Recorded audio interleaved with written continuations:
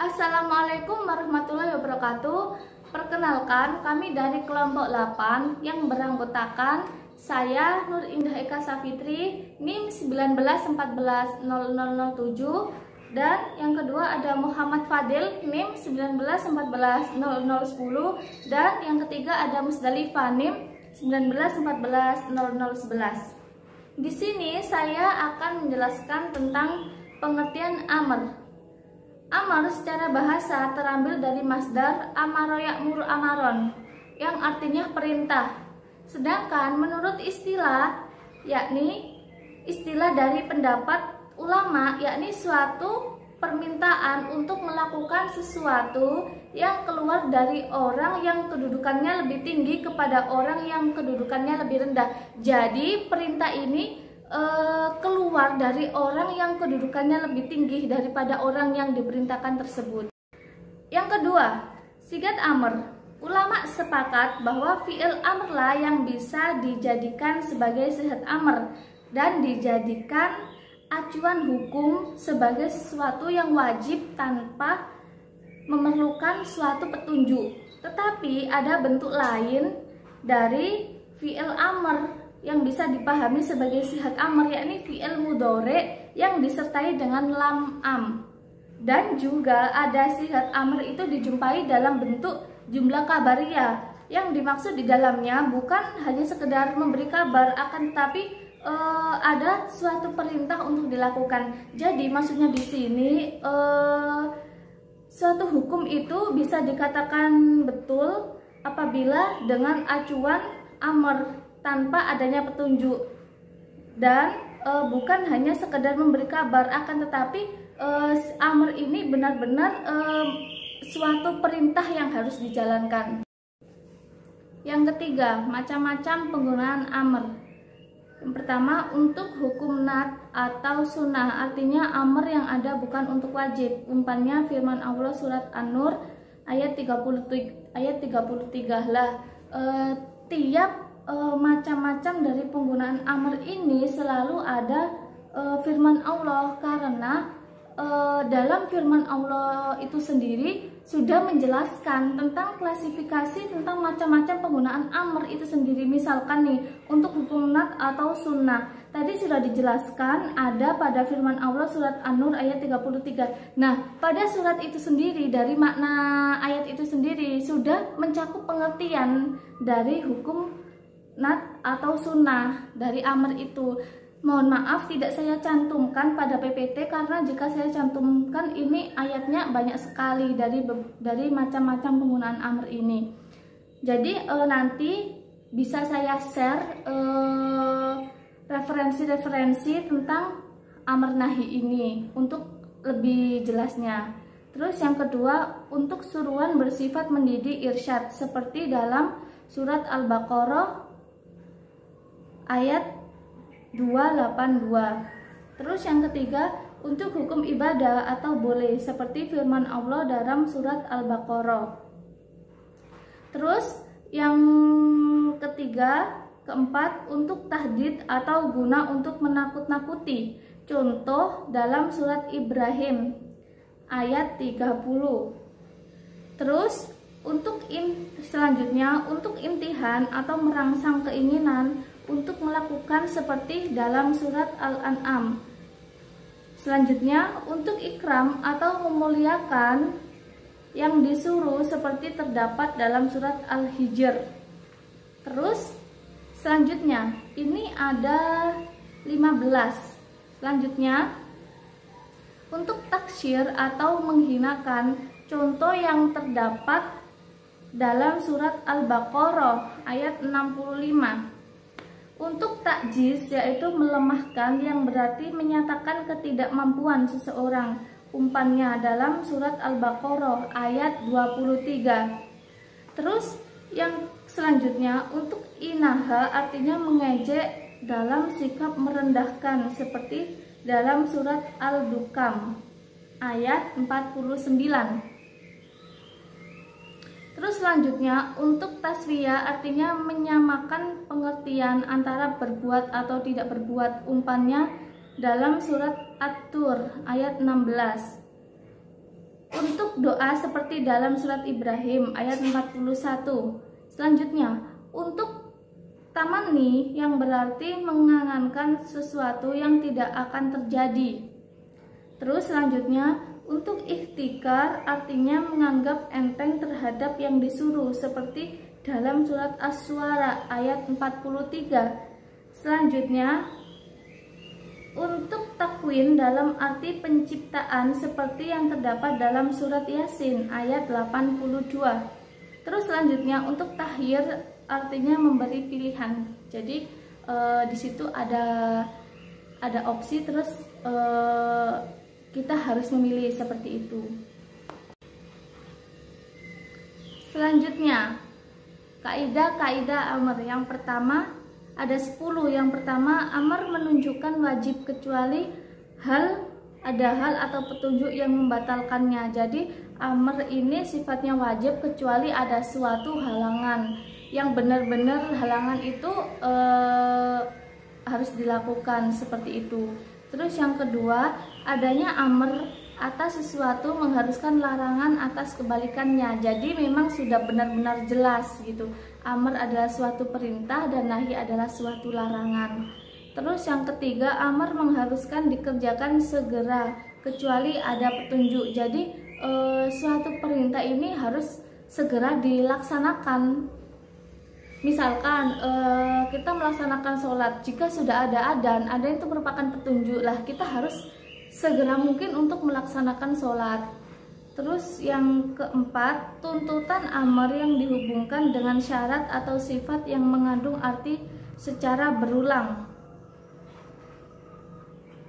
Jadi ulama berpendapat dalam yang keempat ini kerangka atau indikasi-indikasi yang memang menentukan bahwa diulang-ulangnya pelaksanaan perintah itu adalah wajib, seperti itu. Terus yang kelima, amr yang datang setelah adanya larangan hukumnya seperti semula. Dan yang keenam, amr yang terdapat pada pertanyaan yang boleh maka hukumnya boleh. Pembahasan ini pada pembahasan usul fikih yang dibahasakan. Perintah setelah minta izin dan pada dasarnya sama seperti kaidah perintah setelah larangan, seperti itu. Terus yang ketujuh, perintah itu tergantung pada nama. Apakah hal itu adalah menuntut pada peringkasan. Nah, kita mengetahui, lebih untuk menganalisis apakah ini suatu tuntutan atau perintah, seperti itu. Terus yang kedelapan, amr dengan bentuk yang berbeda maka boleh memilih. Selanjutnya, adanya amr untuk umum maka mengharuskan dilakukan setiap individu kecuali qarinah. Jadi ada kalanya dengan lafaz umum yang ditunjukkan pada setiap individu ini mungkin kena taklif, terbebani dengan hukum, seperti itu. Terus selanjutnya yang ke-10, amr yang ada dalam Al-Quran bisa diarahkan kepada orang yang tidak masuk di dalamnya. Selanjutnya, tentang nahi. Pengertian nahi secara bahasa, nahi itu kebalikan dari amr, yakni suatu larangan atau mencegah. Sedangkan menurut istilah, nahi adalah ungkapan yang meminta agar suatu perbuatan dijauhi yang dikeluarkan oleh orang yang kedudukannya lebih tinggi kepada orang yang kedudukannya lebih rendah. Selanjutnya, sigat nahi. Di sini ada 4. Yang pertama, bentuk tipikal dari larangan nahi dalam bahasa Arab adalah dengan menggunakan fi'il mudhari' yang didahului dengan lam nahi, seperti dengan wazam yang menunjukkan larangan.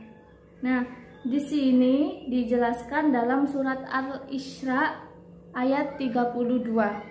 Terus yang kedua, dengan syigat fi'il amr yang menunjukkan larangan seperti terdapat dalam surat Al-Jumu'ah ayat 100. Selanjutnya yang ketiga, dengan lafaz nahi. Contoh ada di surat Al-Nahl ayat 90. Dan yang keempat, ada larangan kadang dikemukakan dengan bentuk pernyataan atau jumlah kabariyah. contoh ada dalam surat Al-Baqarah. Nah, nanti tadi saya sudah jelaskan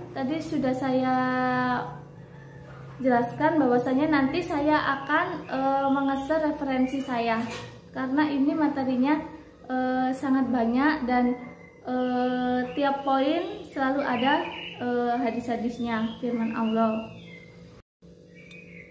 Nah, selanjutnya makna nahi. Yang pertama, untuk makruh atau ketercelaan, seperti ayat Al-Quran yang meminta orang-orang beriman untuk tidak mengharamkan makanan yang dihalalkan Allah kepadamu. Ada pada surat Al-Maidah ayat 87. Terus yang kedua, untuk mendidik atau tuntunan, seperti dalam surat Al-Quran yang meminta orang beriman agar tidak menanyakan masalah-masalah apabila dijelaskan, maka untuk menimbulkan kesulitan. Jadi tidak usah selalu bertanya-tanya seperti itu. Terus yang ketiga, untuk permohonan, seperti dalam surat Al-Imran ayat 8. Selanjutnya, untuk merendahkan, seperti dalam surat Al-Hijr ayat 88. Selanjutnya, untuk penjelasan akibat, seperti terdapat pada surat Ibrahim ayat 42. Dan yang terakhir, untuk keputusan, seperti terdapat pada surat At-Tahrim. Oleh karena itu, nahi dapat membawa berbagai makna. Jadi setiap dari poin memiliki makna tersendiri dan selalu ada dalilnya. Intinya pada pembelajaran ini tak luput dari Al-Quran dan hadis. Kaidah-kaidah nahi. Yang pertama, nahi menuntut adanya tahrim, disegerakan dan terus-terusan selamanya. Jadi nahi ini harus selalu disegerakan dan terus-menerus selamanya, karena ini sifatnya larangan. Tapi dalam konteks apa yang dilarang itu, apa yang dilarang pada umat Islam, pada ajaran Islam. Terus yang kedua, nahi atas sesuatu yang tidak dapat dihindari, mengandung dilala atas nahi yang harusnya menjauhi dalam proses awal. Jadi maksudnya nomor 2 di sini, nahi itu memang harus dijauhi, seperti proses di awal itu tadi. Karena pada dasarnya pengertian nahi itu sendiri itu kan sebuah larangan. Terus yang ketiga, jika syar'i mencegah atau atas sesuatu secara umum, maka berlaku atas sebagainya. Begitu juga dengan amr. Jadi di sini kita selalu memperhatikan konteks larangan, tapi kita juga melihat larangan itu seperti apa, seperti itu. Terus selanjutnya yang keempat, hadirnya nahi atas insya dengan bentuk kabar itu lebih mendalam daripada dengan bentuk insya itu sendiri. Ini ada pada surat Al-Baqarah ayat 197. Terus yang kelima, nahi menunjukkan kerusakan, fasad. Setiap larangan atau nahi menghendaki ditinggalkannya suatu perbuatan yang dilarang. Jadi dalam ajaran Islam ini sudah ditentukan mana yang harus dilakukan dan mana yang harus ditinggalkan. Nah, sekian penjelasan tentang amar dan nahi. Jika kurang memahamkan kurang teman-teman dan ada kesalahan, mohon dimaafkan. Wassalamualaikum warahmatullahi wabarakatuh.